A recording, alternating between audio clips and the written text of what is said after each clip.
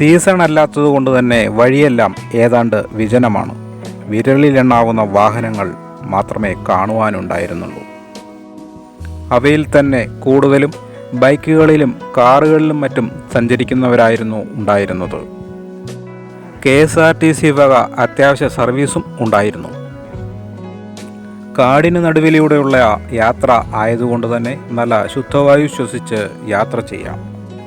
റോഡിൻ്റെ ഇരുവശങ്ങളിലും ഇടതൂർന്നു വളർന്നു നിൽക്കുന്ന ചെറുതും വലുതുമായ മരങ്ങൾ തണലും കുളിർമയും നൽകുന്നു.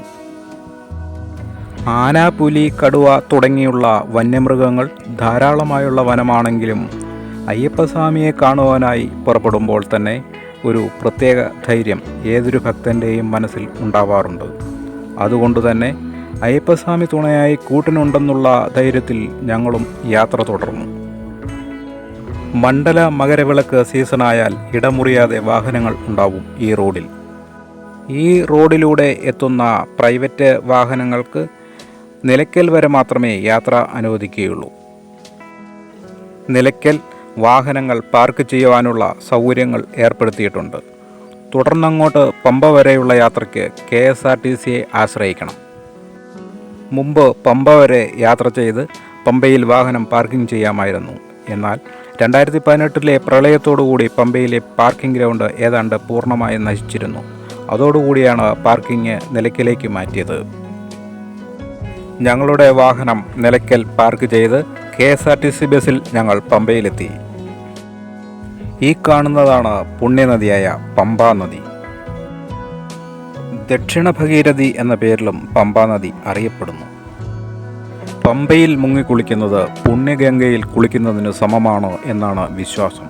അതുകൊണ്ട് തന്നെ ശബരിമലയിൽ അയ്യപ്പസ്വാമിയെ കാണുവാനെത്തുന്ന ഭക്തജനങ്ങൾ പമ്പയിൽ മുങ്ങിക്കുളിച്ചേ മല ചവിട്ടാറുള്ളൂ. തുടർന്ന് പമ്പ ഗണപതി കോവിലിന് മുന്നിൽ നാളികേരമുടച്ച് പ്രാർത്ഥിച്ച ശേഷം തൊട്ടടുത്തുള്ള ശ്രീരാമസ്വാമിയെയും ആഞ്ജനേയ സ്വാമിയെയും തൊഴുതതിന് ശേഷം നീലിമലയുടെ അടിവാരത്തെത്തി. നല്ല കുത്തനെയുള്ള കയറ്റമാണ് നീലിമലയുടേത്. അതുകൊണ്ട് തന്നെ സാവധാനത്തിൽ വേണം മല ചവിട്ടാൻ. നീലിമലയുടെ മുകളിലെത്തിയാൽ അല്പദൂരം വിശ്രമിക്കാൻ എന്ന കണക്കിൽ നിരപ്പായ സ്ഥലമാണ്. വീണ്ടും കയറ്റങ്ങൾ ആരംഭിക്കുകയായി.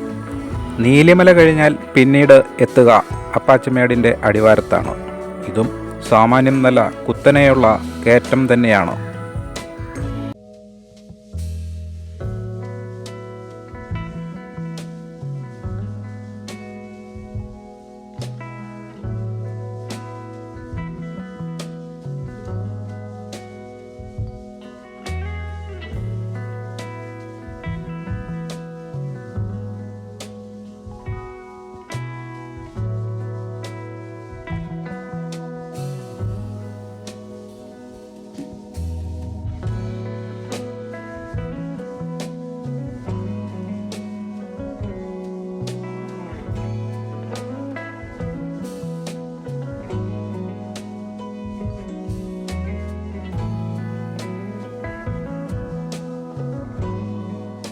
അപ്പാച്ചിമേടിൻ്റെ ടോപ്പിലെത്തിയാൽ അരിയുണ്ട എറിയുക എന്നൊരു ചടങ്ങ് ഇവിടെയുണ്ട്. അയ്യപ്പസ്വാമിയുടെ ഭൂതഗണങ്ങൾക്കായുള്ള നിവേദ്യമായി കരുതിപ്പോരുന്നു. ഇവിടെയാണ് അരിയുണ്ട എറിയുന്ന സ്ഥലം.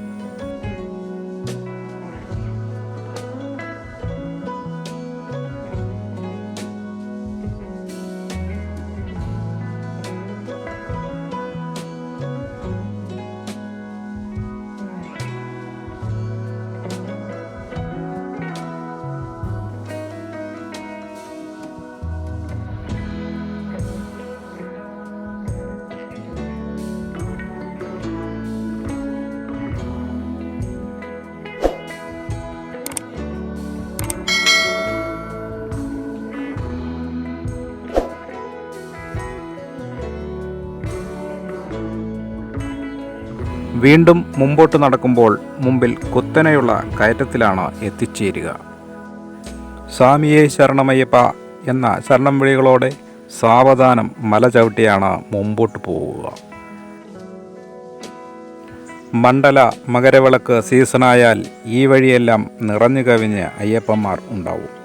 ശരണമുഖരിതമായ അന്തരീക്ഷത്തിൽ മല ചവിട്ടുന്നത് ഒരു പ്രത്യേകതയാണ്.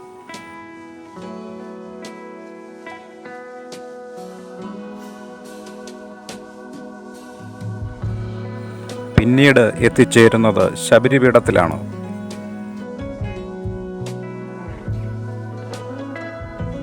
രാമായണത്തിൽ വനവാസകാലത്ത് ശബരിക്ക് മോക്ഷം നൽകിയ സ്ഥലമാണ് ശബരിപീഠം എന്ന് വിശ്വസിക്കപ്പെടുന്നു. കാടിനുള്ളിലെ ഈ സ്ഥലത്ത് ശബരി താമസിച്ചിരുന്നതായും തപസ് അനുഷ്ഠിച്ചിരുന്നതായും വിശ്വസിക്കപ്പെടുന്നു. ഇവിടെ നാളികേരം ഉടയ്ക്കാനും കർപ്പൂരം കത്തിക്കാനും വെടിവഴിപാടിനുമുള്ള സൗകര്യങ്ങൾ സീസണിൽ ലഭ്യമാണ്. വനത്തിനുള്ളിൽ 7 കോട്ടകൾ ഉണ്ടായിരുന്നുവെന്നും ശബരിപീഠം അതിലൊന്നായിരുന്നുവെന്നും വിശ്വസിക്കപ്പെടുന്നുണ്ട്.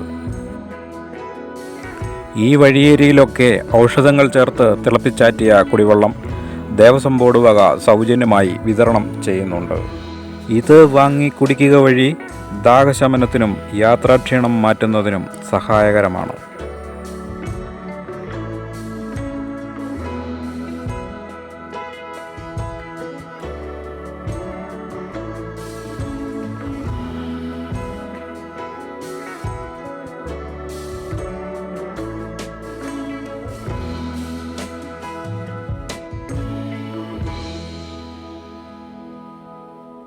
വീണ്ടും മുമ്പോട്ട് സഞ്ചരിക്കുമ്പോൾ മരക്കൂട്ടത്തിലാണ് എത്തിച്ചേരുക. ധാരാളം വൻമരങ്ങൾ കൂട്ടമായി നിൽക്കുന്ന സ്ഥലമായതിനാലാവാം ഈ സ്ഥലത്തിന് മരക്കൂട്ടം എന്ന് പേര് വന്നത്. മരക്കൂട്ടത്തിന് ശേഷം വഴി 2ആയി പിരിയുന്നു. ഇടത്തേക്ക് ചന്ദ്രാനന്ദൻ റോഡും വലത്തേക്ക് ശരംകുത്തി വഴിയുള്ള പരമ്പരാഗത പാതയും. 2 വഴിയും എത്തിച്ചേരുന്നത് ശബരിമല ക്ഷേത്രത്തിന് സമീപത്തായാണ്.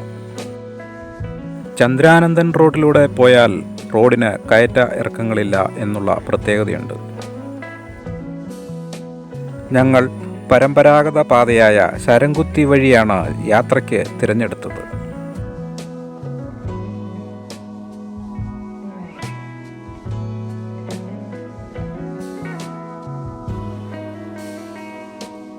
Queue complex. ശബരിമലയിൽ തിരക്ക് അനുഭവപ്പെടുമ്പോൾ ഉപയോഗിക്കാൻ തരത്തിൽ പണി കഴിപ്പിച്ചിട്ടുള്ള കെട്ടിടങ്ങളാണിവ. ഇവിടെ നിന്നും നേരെ എത്തുന്നത് ശരംകുത്തിയിലേക്കാണ്.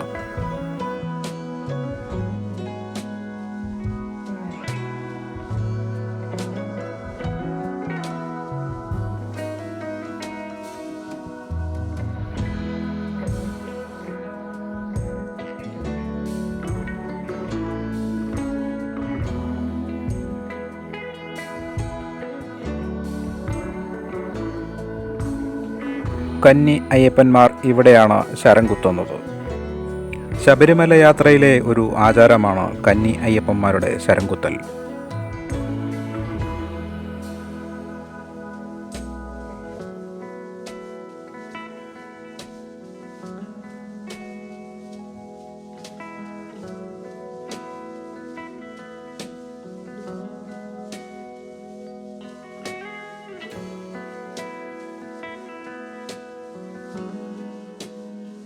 അല്പം കൂടി മുമ്പോട്ട് നടന്ന വലിയ നടപ്പന്തലിലേക്ക് പ്രവേശിച്ചു.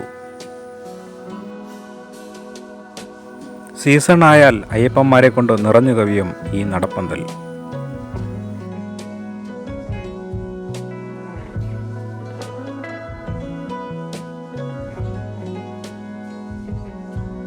വീണ്ടും മുമ്പോട്ട് നടന്ന സന്നിധാനത്ത് അരയാലിൻ്റെ ചൂട്ടിലെത്തിച്ചേർന്നു.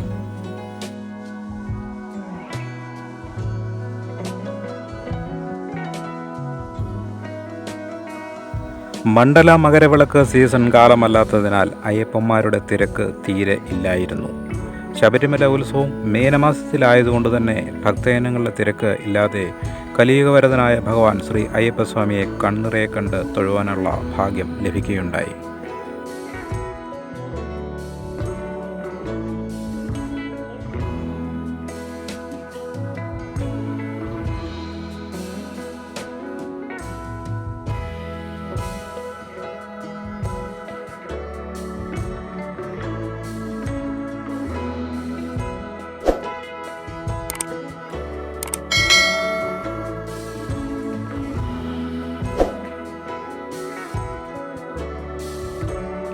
അയ്യപ്പസ്വാമിയെ തൊഴുതതിനു ശേഷം മാളികപ്പുറം ക്ഷേത്രത്തിലാണ് എത്തിച്ചേരുന്നത്.